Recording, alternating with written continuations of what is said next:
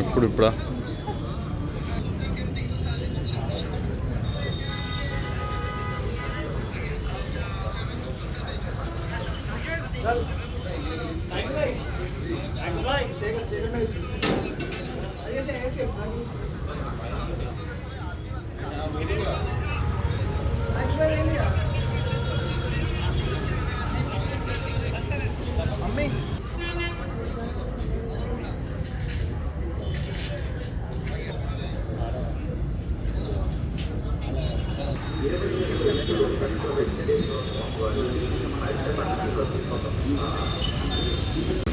నమస్తే అండి, నేను మీ వేముల ఉమారాణి. ఉమా సనాతన ఈవెంట్ ఇది మన జగిత్యాలలో ఎగ్జిబిషన్ గ్రౌండ్ నియర్ కొత్త బస్టాండ్ దగ్గర 21 అడుగుల వెంకటేశ్వర స్వామిని మనము సైకత శిల్పముతో ఇసుకతో మనల్ని 21 వెంకటేశ్వర విగ్రహాన్ని మనము నిర్మిస్తున్నాము. దీనికి విజయవాడ నుండి శ్రీ బాలాజీ వరప్రసాద్ ఆకునూరి ఆర్టిస్ట్, ఇంటర్నేషనల్ ఆర్టిస్ట్తో మనము దీని 21 అడుగుల విగ్రహాన్ని మనం తయారు చేస్తాం. ఇప్పటికీ 90% అయిపోయింది. ఇంకో 10% నైట్కి అయిపోతుంది.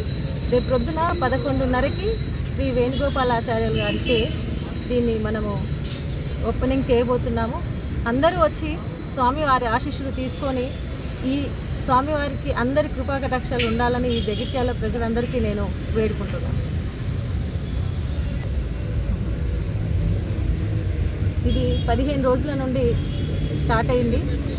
15 రోజుల నుంచి ఈ రోజు వరకు మనకి 90% అయిపోయింది. రేపు ఒక ప్రొద్దున వరకు మనకి స్వామివారి 21 అడుగులతో సైకత శిల్పం మనకి దర్శనమిస్తుంది.